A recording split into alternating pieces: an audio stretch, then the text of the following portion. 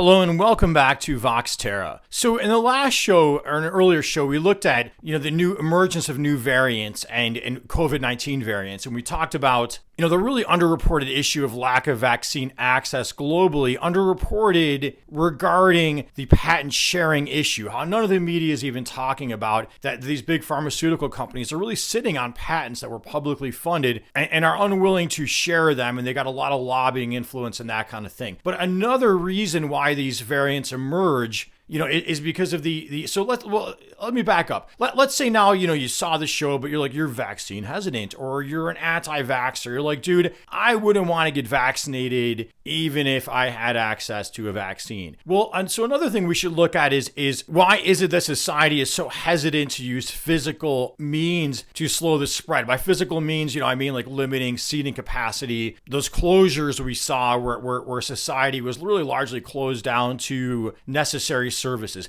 Now, okay, I get the big argument, well, the economy, but let's just separate, economy, which is a human-made construction, a human-made thing to really just, get people incentivized to do activities, to meet needs, to improve life quality. And let's separate that from objective reality of how that economy is actually working. Well, let's look at what happened. When those closures happened, all of a sudden, the air got cleaner, the stars shone brighter at night why? Because there was those closures, the nighttime closures. Like it used to be in the old days during the the blue laws, right? Those old time blue laws when religion dominated and things shut on Sundays and they shut on at night. Well, so if you had cleaner air in so many parts of the world because everyone's not just racing around buying and selling and buying stuff that maybe they don't really need, it's limited to necessary services now. Well, that tells you something, but somehow it didn't tell people something. What that tells you is that this society, in a sense, it's just paying people to keep busy. It's like paid busy work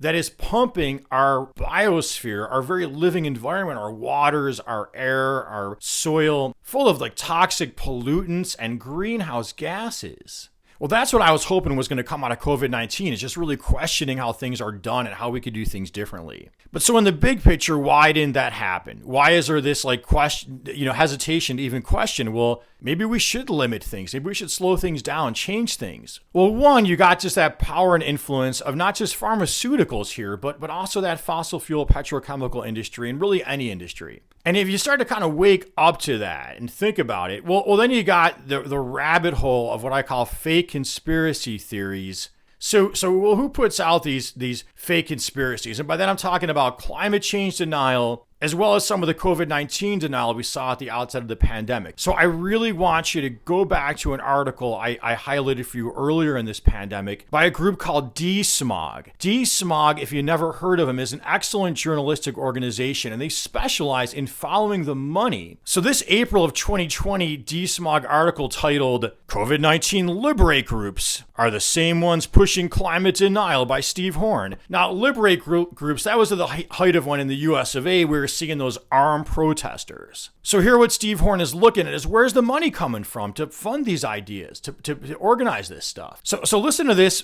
paragraph. I'm going to basically quote him. I'll change it a little here, but listen. Here he's comparing, climate denial and the COVID-19 denial. First came a denial that it was a problem at all. Remember that. There's no COVID-19, there's no climate change. Then a denial of its depth and gravity. So that's fallback two with both situations here. Oh, there's climate change, but it's not doing so any harm. In fact, it could be good for you, help the plants grow. That's a real crock right there, because this climate change is coming on so hard and heavy, the forest can't keep up with it. Later came an acceptance of the problem, but the stance that responding is too economically costly. Okay, so that's level 3. Yeah, maybe there is climate change, but you know what? We got to keep burning fossil fuels and buy and sell whether you need it or don't, to keep this economy going. We can't afford to change the economy. We got to spread a disease. Well, that's all the way through this whole beast, let's call it, right? We can't afford to slow down the speed limits.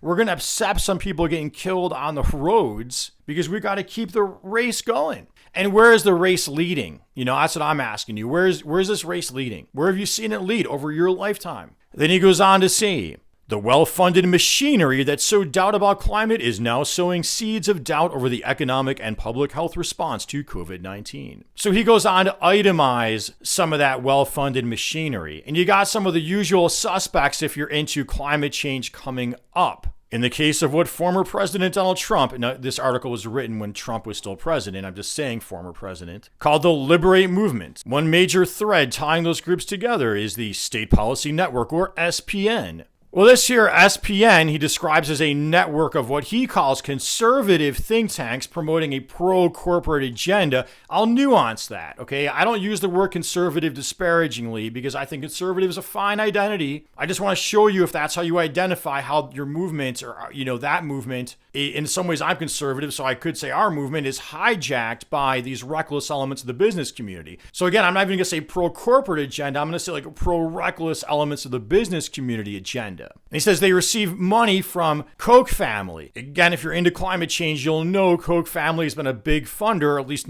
that's what I've read, of climate change denial. The Kochs made their fortune initially in fossil fuels. Then in this article, he lists the DeVos family, that's the family of Betsy DeVos, who is working for Donald Trump, as another big funder of this network of think tanks that's coordinating these anti-lockdown protests. And then he lists the Mercer Family Foundation, another very wealthy family who I believe has also funded Breitbart and Parler. Right now people listening to Breitbart and Parler, you're thinking, you're getting the real juice here. You're getting the real thing.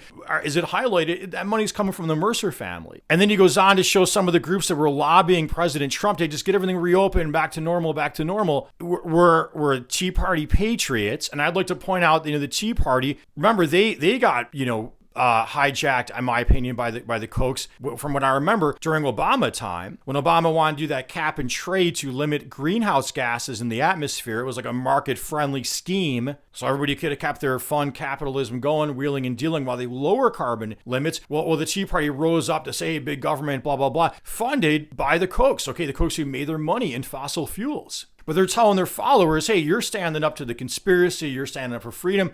That's not what I think is happening. He also lists FreedomWorks and then something called ALEC, the American Legislative Exchange Council. And they're really underknown, but, I'll give you the link to Desmog. You can read more about them. Well, ALEC also, according to Desmog, they got a lot of money from the Kochs and other fossil fuel interests. And they're notorious in almost any environmental or any kind of circles for sponsoring this thing called model legislation, where you get these cut and paste bills throughout states, throughout America, to promote their agenda. Barely talked about, barely known in a media environment that, remember, it's all business owned. So, you could be listening to Fox News and think you're getting an alternative, but Fox, that's Rupert Murdoch started that. Now, maybe you're listening to what you think of as a liberal news media outlet, and maybe they're doing a better job of exposing some of these corporate, shenanigans, let's call it that, but they're still part of that. So, well, where do you go? I guess I like groups like Desmog or even organizations I might call like the true left, meaning that's what they're into, is just challenging this corporate domination or business domination. Like, I think Democracy Now! Is kind of a neat show. Some of the other activist groups, really any of the environmental groups, Sierra Club, what do they have to say? Natural Resource Defense Council. They're not really radical exactly, but they're at least telling you, hey, here's what's going wrong in our system. Here's what we want to do about it. So look, I hope you found this helpful. The fact that society just is going through this raging pandemic and nobody's really questioning business as usual. The whole onslaught is just get back to normal. And normal, shouldn't it look to all of us like normal is just a big consumeristic go nowhere rat race that's just pumping our earth full of carcinogens and greenhouse gases? And shouldn't we question that and think, how are we going to get a politics towards focusing on the long-term survival of our species? Well, hey, I hope you found this really helpful, interesting, informative. And if you did, please make sure you're subscribed, you're commenting, you're liking. And until next time, and as always, peace be with you.